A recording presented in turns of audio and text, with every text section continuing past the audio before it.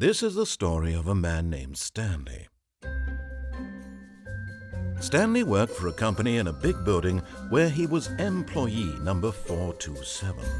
Employee number 427's job was simple.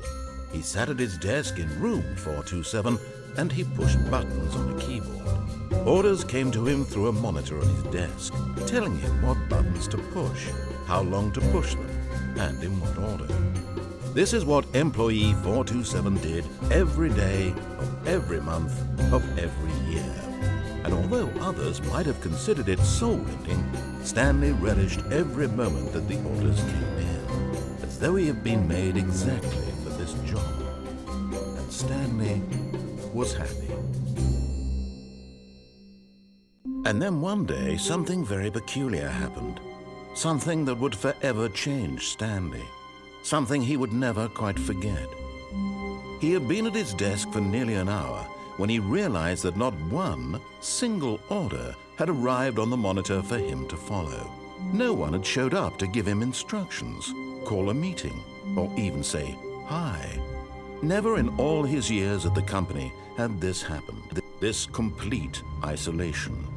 Something was very clearly wrong. Shocked, frozen solid, Stanley found himself unable to move for the longest time. But as he came to his wits and regained his senses, he got up from his desk and stepped out of his office.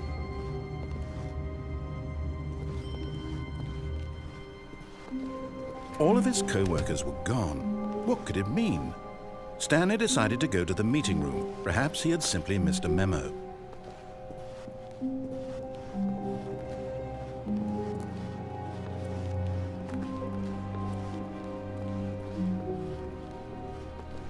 When Stanley came to a set of 2 open doors, he entered the door on his left.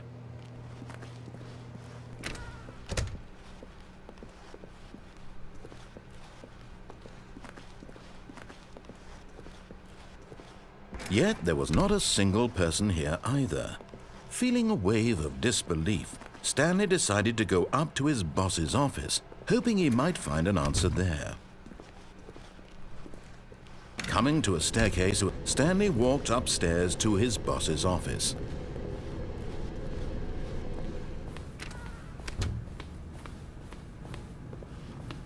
Stepping into his manager's office, Stanley was once again stunned to discover not an indication of any human life.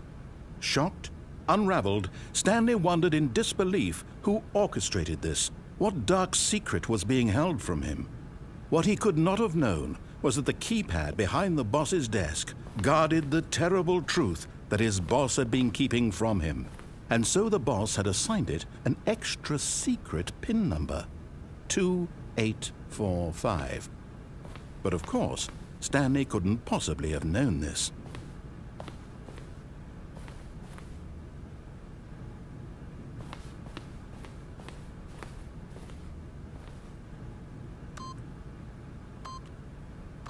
Stanley just sat around. Yet incredibly, by simply pushing random buttons on the keypad, Stanley happened to input the correct code by sheer luck. Amazing. He stepped into the newly opened passageway.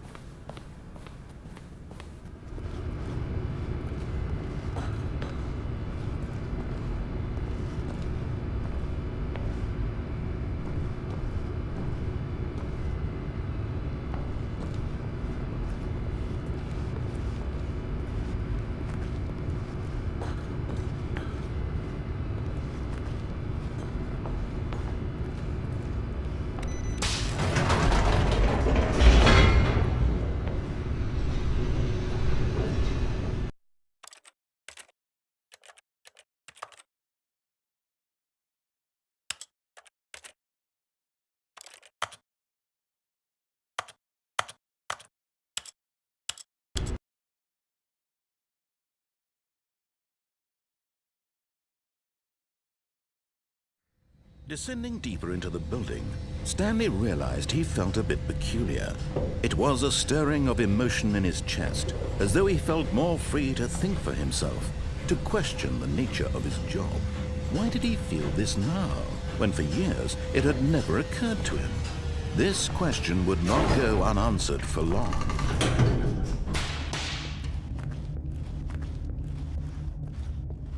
Stanley walked straight ahead through the large door that read Mind Control Facility.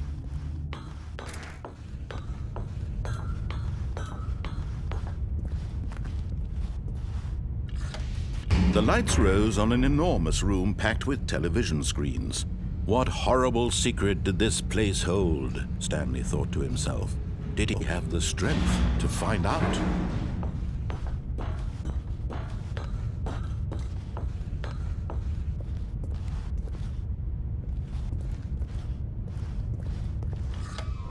Now the monitors jumped to life, their true nature revealed. Each bore the number of an employee in the building, Stanley's co-workers. The lives of so many individuals reduced to images on a screen, and Stanley, one of them, eternally monitored in this place where freedom meant nothing.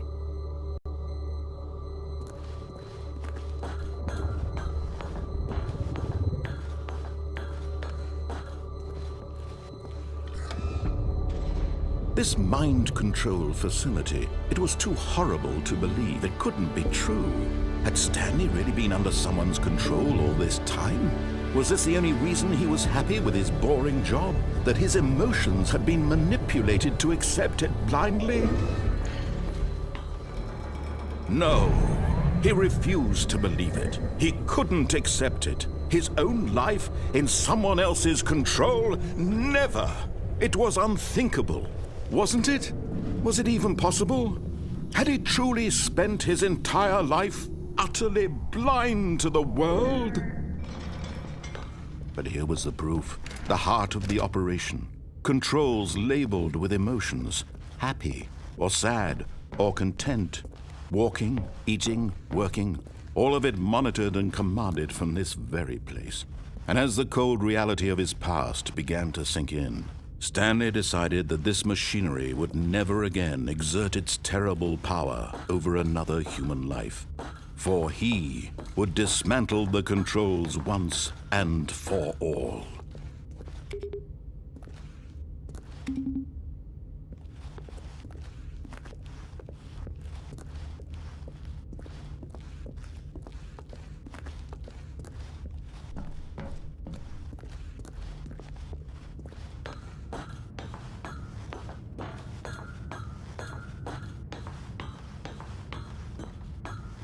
And when at last he found the source of the room's power, he knew it was his duty.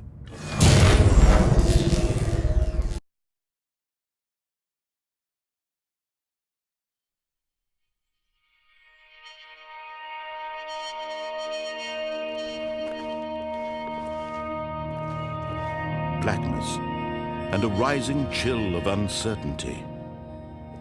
Was it over?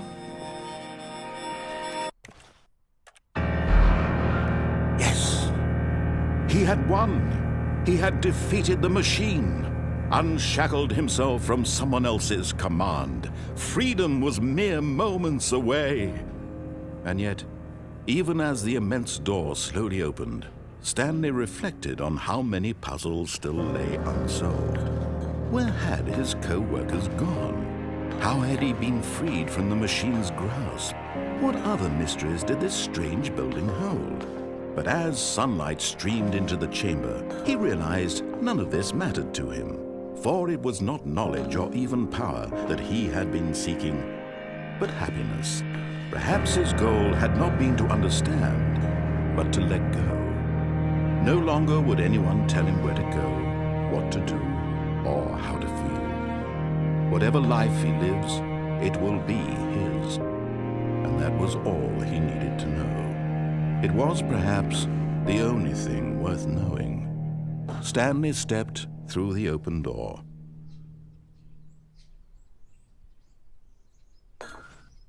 Stanley felt the cool breeze upon his skin, the feeling of liberation.